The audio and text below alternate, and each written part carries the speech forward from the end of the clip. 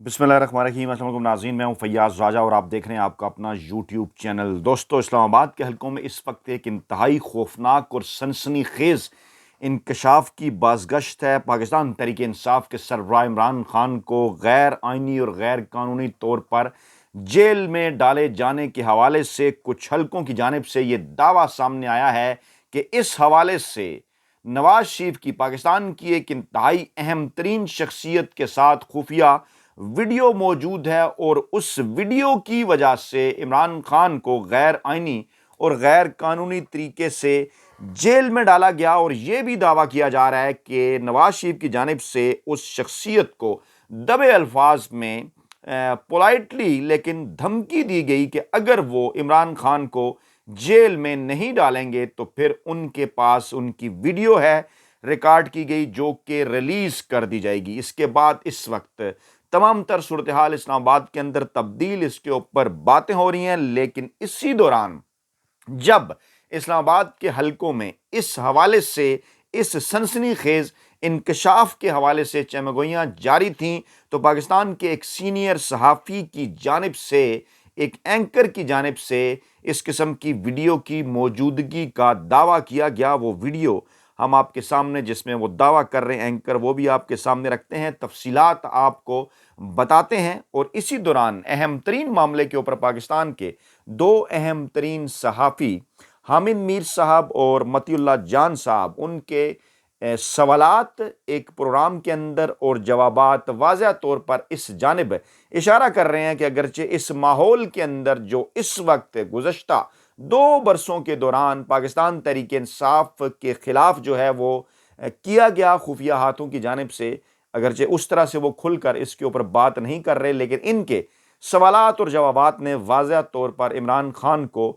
100% दुरुस्त साबित कर दिया। वो तमाम एंकर, बड़े एंकर, वेले कालम निगार और मुलाजम साफ़ी जो इमरान खान के दौर में, बुग़्ज़ इमरान में इमरान खान पर तनकीद किया करते थे इंसानी हकूक़ के हवाले से, कैसे और क्यों कर इस स्याह तरीन दौर के अंदर खामोश हैं। Human right commission of Pakistan की जानिब से कोई प्रेस रिलीज नहीं, बार खामोश हैं। और बड़े बड़े एंकर्स और तजिया निगार जो उस वक्त बातें किया करते थे अब नहीं कर पा रहे। लेकिन हामिद मीर और मतीउल्लाह जान के ये दो अहम तरीन वो वीडियोज़ भी हम आपके सामने रखने जा रहे हैं। वो ये बता रही हैं कि जनाब इस वक्त पाकिस्तान के अंदर क्या सूरत हाल है, वो भी हम आपको दिखाएंगे कि किस तरह से इन दोनों सहाफ़ियों के सवालात और जवाबात ने इमरान खान को 100% दुरुस्त साबित किया। लेकिन मामले को पहले शुरू करेंगे, इससे पहले कि आपको उस खौफनाक इंकशाफ की जानिब लेकर जाएं जो कि एक सीनियर सहाफ़ी की जानिब से मौजूदा आर्मी चीफ के हवाले से किया गया, जिसके ऊपर हमने ये कहा भी कि यकीनन चीफ जस्टिस काजी फ़ैज़ ईसा साहब को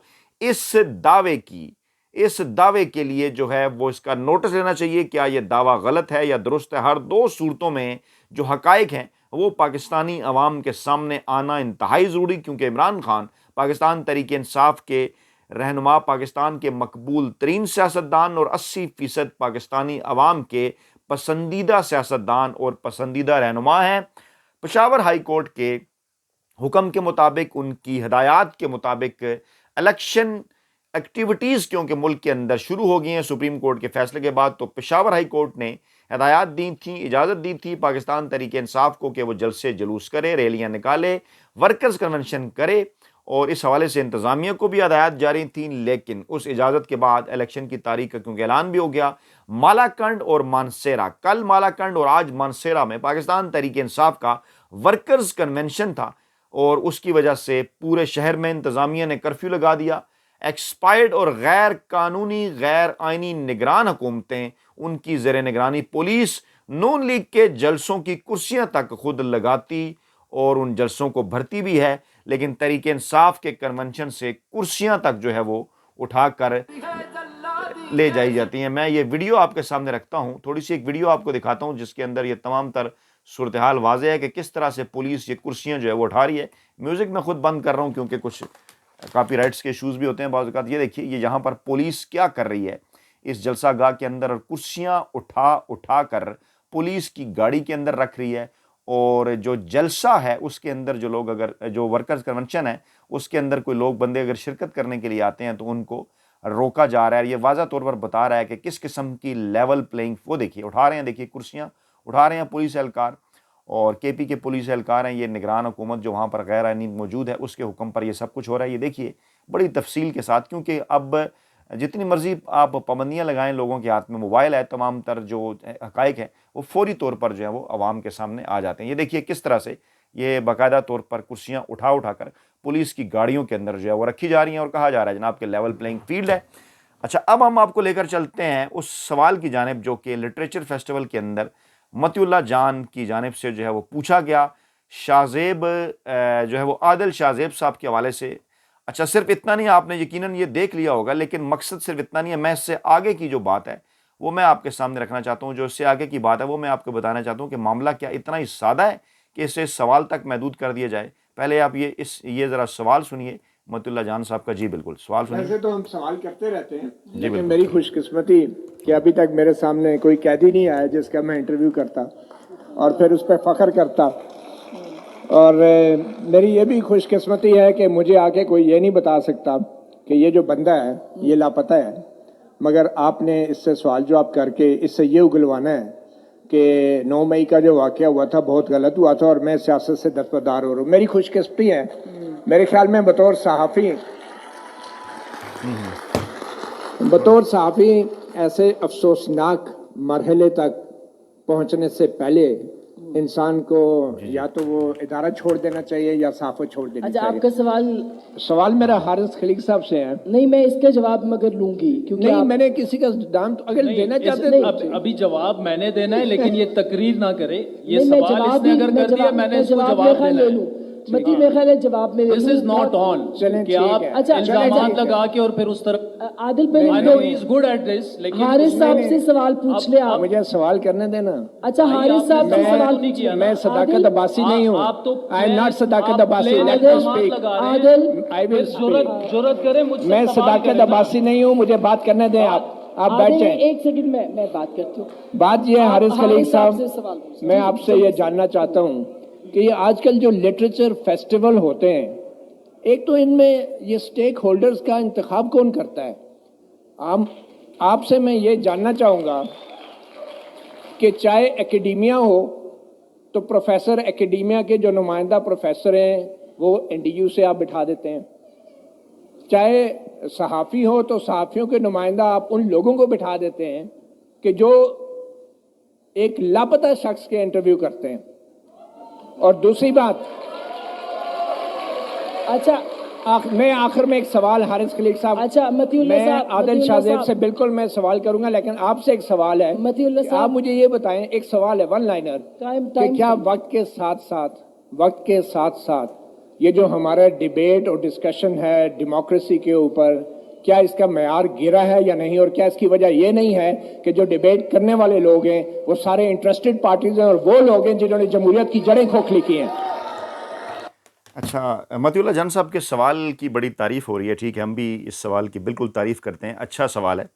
اور عادل شاہ زیب صاحب سے انہوں نے پوچھا بالکل کہ کس طرح سے آپ لاپتہ لوگوں کے جو انٹرویوز ہیں وہ کر رہے ہیں.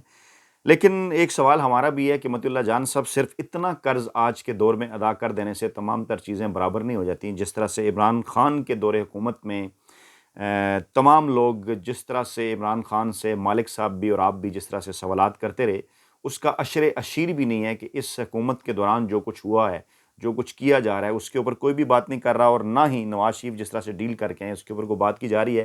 اور ایک گلہ اور بھی ہے جناب کہ حارث خلیق صاحب جن سے آپ سوال کر رہے ہیں کہ پینل کون بٹھاتا ہے یہاں پہ، کون سلیکٹ کرتا ہے، میرے خیال میں اگر میں وہاں پر موجود ہوتا تو ان سے یہ پوچھا جانا چاہیے تھا کہ حارث خلیق صاحب human right commission of Pakistan کے جو عہدیدار ہیں، ان سے یہ پوچھا جانا چاہیے کہ جناب ہیومن رائٹ کمیشن بڑا ایکٹیو تھا عمران خان کے دور حکومت کے دوران، اور کوئی چھوٹا سا وہ کہتے ہیں نا کہ پتہ بھی اگر ہلتا تھا تو باقاعدہ طور پر ایک پریس ریلیز سامنے آ جاتی تھی انسانی حقوق کے حوالے سے.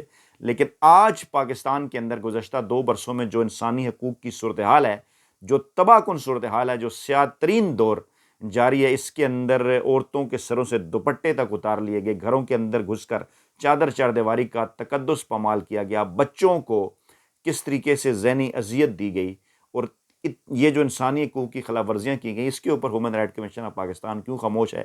کہ اس کی یہ وجہ تو نہیں کہ یہ عالمی ایجنڈے کا بھی حصہ ہے کہ اس طرح سے کرنا ہے پاکستان تحریک انصاف کے ساتھ اور ووٹرز کے ساتھ.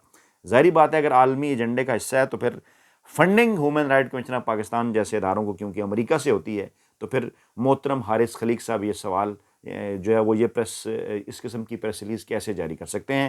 تو مطیع اللہ جان صاحب یہ سوال بھی ان سے پوچھا جانا ضروری تھا۔ بہرحال آپ نے یہ جو سوال پوچھا یہ ایک اچھا سوال ہے، ہم اس کی تعریف کرتے ہیں۔ اچھا، اب لے کر چلتے ہیں جناب حامد میر صاحب۔ وہ آپ کو یاد ہے کہ حامد میر صاحب بھی بڑے اینکروں والے کالم نگاروں اور ملازم صحافیوں کے اندر شامل ہیں، اور کس طرح سے ان کی تاریخ رہی ہے کہ جب کوئی جمہوری حکومت گرتی ہے تو اس پر یہ خوشیاں مناتے ہیں اور اس کے بعد چند عرصے بعد پھر دوسری طرف جا کر کھڑے ہو جاتے ہیں۔ اور ماضی ان کا 1999، 2008، 2017، 2022 تمام اسی طرح کا ہے، جب بھی جو ہے وہ وزیر اعظم کو عہدوں سے ہٹایا گیا، کسی بھی فیصلے کسی ڈیبیٹ میں جائے بغیر کسی بھی سیاسی جماعت کا تھا تو انہوں نے اسی طرح سے خوشی کے عالم میں ریئیکٹ کیا، اس کی وجوہات کے اندر جائے بغیر انہوں نے کہا جی درست ہوا سب کچھ، اور ریکارڈ موجود ہے۔ اور اس کے بعد یہ دوسری طرف جا کر کھڑے ہو جاتے ہیں۔ آج انہوں نے ایک بات کی ہے، لیکن یہ بات کیا انہیں آج یاد آئی ہے؟ یہ ان سے سوال کیا جانا چاہیے۔ پہلے سن لیجئے جو انہوں نے بات کی، جی پہلے سن لیجئے جو انہوں نے بات کی، پھر میں آپ کے سامنے۔ وہ بھی غیر آئینی عمل کریں گے، جو کہ کوئی بھی صحافی یہ کہا گیا کہ اگر میڈیا نے خدشات یا ابہام پیدا کیے تو وہ بھی غیر آئینی عمل کریں گے، جو کہ کوئی بھی صحافی نہیں کرے۔ تو میں سمجھنا چاہ رہا ہوں کہ جو پس منظر آپ نے بیک گراؤنڈ بتایا یہ بڑا امپورٹنٹ ہے کہ نہ دو صوبوں میں وقت پہ الیکشن ہوئے اس لیے میڈیا نے خدشے کا اظہار کیا، اسمبلی جب تحلیل ہوئی تب بھی یہ کہا گیا، آپ جیسے لوگوں نے بھی کہا کہ 90 دن میں الیکشن نہیں ہوں گے، اور وہ نہیں ہو رہے 90 دن میں الیکشن۔ تو کیا اگر اس بیک گراؤنڈ کو رکھتے ہوئے سامنے اگر کوئی میڈیا پرسن یا کوئی اینالسٹ اس پہ بات کرتا ہے تو کیا وہ بھی غیر آئینی غیر قانونی ہوگا یا اس کا روم ہوگا؟ یہ بات تو آپ بھی مانتے ہیں، میں بھی مانتا ہوں کہ غیر یقینی پھیلانا بلا وجہ وہ تو ایک منفی کام ہے، وہ جو بھی کر رہا ہے غلط کر رہا ہے، لیکن اگر اس پس منظر کے ساتھ پاکستان کی تاریخ کو سامنے رکھتے ہوئے اس پہ کوئی تجزیہ کر رہا ہے تو کیا وہ بھی غیر آئینی ہوگا؟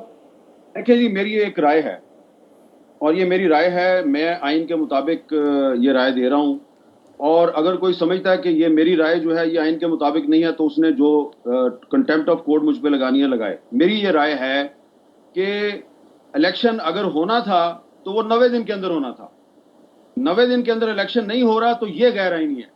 آپ 90 دن کے اندر الیکشن نہیں کروا سکے تو اس کا مطلب ہے کہ آپ اپنے آئین پر عمل درآمد نہیں کروا سکے۔ میں یہ کہتا ہوں کہ جو الیکشن 6 نومبر کے بعد ہوگا، خواہ وہ 8 فروری کو ہو یا کسی اور دن ہو، وہ غیر آئینی الیکشن ہے۔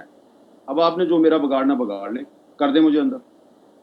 میں یہ کہتا ہوں کہ جو الیکشن حامد میر صاحب 6 نومبر آپ کو کے بعد ہمیشہ ہوگا، خواہ سچ وہ 8 بعد میں فروری کیوں کو یاد ہو یا آتا ہے؟ وہ کسی اور کہتے ہیں دن نا ہو، کہ وہ جو آپ کو مکہ لڑائی کے بعد یاد آئے اسے اپنے منہ پر مارنا چاہیے۔ تو حامد میر صاحب آپ سے بھی یہی سوال ہے کہ یہ موقف آپ کا آج کیوں ہے؟ ہمارا تو یہ کئی ماہ سے کئی ہفتوں سے موقف ہے، آپ کو آج پتہ چل رہا ہے کہ 6 نومبر کے بعد الیکشن ہوئے تو وہ غیر آئینی ہوں گے؟ آج جب فیصلہ آ گیا ہے، آج جب 6 نومبر بھی گزر گئی ہے، اس سے پہلے جو 2 صوبوں کے اندر الیکشن نہیں ہوئے تو اس وقت آپ کہاں تھے؟ کتنے آپ نے کالم لکھے، کتنی جگہ بیٹھ کر آپ نے یہ بات کی کہ پنجاب اور خیبر پختونخوا کے اندر الیکشن ہونا چاہیے؟ تو جناب دیکھیے، اس طرح سے نہیں ہوتا کہ اب پاکستان تحریک انصاف کے اور عمران خان کے حمایتیوں کے ویوز حاصل کرنے کے لیے آپ پھر دوسری طرف جا کر کھڑے ہو گئے ہیں۔ تو موقف بہرحال انسان کا، اس میں تبدیلی آتی ہے، وقت سے انسان سیکھتا ہے، لیکن منافقت کچھ اور ہے اور اپنے موقف کو بہتر کرنا کچھ اور ہے۔ ان میں میرا خیال ہے واضح فرق رکھنا چاہیے۔ اور اب جناب ہم لے کر جا رہے ہیں آپ کو اس اہم ترین ویڈیو کی طرف جو کہ موعید پیرزادہ صاحب نے دعویٰ کیا ہے، اور یقینی طور پر جو ہے وہ اس دعوے کی جو تصدیق ہے، چیف جسٹس آف پاکستان کو اس کا نوٹس لینا چاہیے اور دیکھنا چاہیے جناب کہ اس دعوے کے اندر کتنی صداقت ہے، کیونکہ یہ ایک ایسا معاملہ ہے، انتہائی سینسٹیو معاملہ ہے، کیونکہ اس کے اندر جس بات کا دعویٰ کیا جا رہا ہے وہ یہ ہے کہ عاصم منیر صاحب موجودہ آرمی چیف اپنی مرضی کے مالک نہیں ہیں، اور ان کی ریٹائرمنٹ ہو چکی تھی، اور ریٹائرمنٹ کے بعد ان کو جب آرمی چیف بنانے کے لیے لندن معاہدہ ہوا، جس کی طرف عمران خان بھی ماضی میں بتا چکے ہیں، تو نواز شریف کے پاس ان کی ویڈیو ہے، اور شریف خاندان جو ہے وہ فوج کو اپنے اشاروں پر چلانا چاہتا ہے، اور یہ آرمی چیف صاحب کی بقول اس ویڈیو کے مجبوری ہے۔ میں ویڈیو آپ کو دکھاتا ہوں، کیونکہ بقول ان کے جنوری میں نواز شریف نے عاصم منیر صاحب کو یہ کہا تھا، انہوں نے جہاں پر جنہوں نے ٹویٹ کیا وقار خان صاحب انہوں نے دھمکی کا لفظ استعمال کیا، لیکن موعید پیرزادہ صاحب یہ کہہ رہے ہیں کہ انہوں نے پولیٹلی انہیں کہہ دیا تھا کہ آپ کو جو ہے وہ یہ کرنا ہوگا جب عاصم منیر صاحب جو ہے وہ 3 ماہ تک انہوں نے عمران خان کے حوالے سے کوئی اس قسم کی تیزی جو ہے وہ نہیں دکھائی تھی۔ سنیے ذرا جی۔ انفارمیشن ہے کہ نواز شریف نے جب جنرل عاصم منیر کے ساتھ ڈیل کی جس میں عمران خان کو ختم کرنا، عمران خان کو پولیٹیکلی ایلیمینیٹ کرنا یا مار دینا یا واٹ ایور، یہ میری مدد کرنا، اس ڈیل کی انہوں نے ریکارڈنگ کر لی، اور جب جنرل عاصم منیر نے दिसंबर, जनवरी और फरवरी में कोई नवाज शरीफ साहब के एजेंडे पे बहुत ज्यादा तेजी नहीं दिखाई, तो नवाज शरीफ साहब ने उनको पोलाइटली ये बता दिया कि जो डील उनकी हुई थी उसकी वीडियो एविडेंस जो है वो उनके पास एग्जिस्ट करती है। वो वीडियो एविडेंस एनकीडो का ये कहना है कि अगर सामने आ जाती है तो जनरल आसिम मुनीर साहब के लिए बहुत ही शदीद किस्म के मसाइल पैदा हो सकते हैं, डिसमिस तो वो हो ही सकते हैं, शायद उनके ऊपर ट्रीजन और इस किस्म के इल्जाम भी लग सकते हैं। सो फ्रंट पे हमें क्या नजर आता है? फ्रंट पे हमें नजर आता है कि जनरल आसिम मुनीर हरगिज उस तरह के आर्मी चीफ नहीं है जिस तरह से पाकिस्तान के आर्मी चीफ को डिस्क्राइब किया गया है कि वो अपनी मर्जी का मालिक है, वो अपने फैसले खुद कर सकता है, उसे कोई डिक्टेट नहीं कर सकता है, और वो अपनी चीची उंगली से, जो जनरल आसिफ नवाज के जमाने की स्टेटमेंट कोट होती है कि अपनी चीची उंगली से, सबसे छोटी उंगली से वो 5 लाख की फौज जो है वो उसके इशारों पे घूमती। यहाँ पे ऐसा कुछ भी नहीं है। गुज़श्ता चंद हफ्तों में हमने देखा कि general Asim Munir clearly beholden लगते हैं लंदन में बैठे हुए नवाज शरीफ साहब के स्ट्रेटेजिक डिजाइन और उनकी स्ट्रेटेजिक रिक्वायरमेंट के। जी बिल्कुल, 3 वीडियोस मैंने आपके सामने रखी, तीनों के ऊपर जस्टिस काजी फ़ाइज़ ईसा साहब को असूलन नोटिस लेना चाहिए।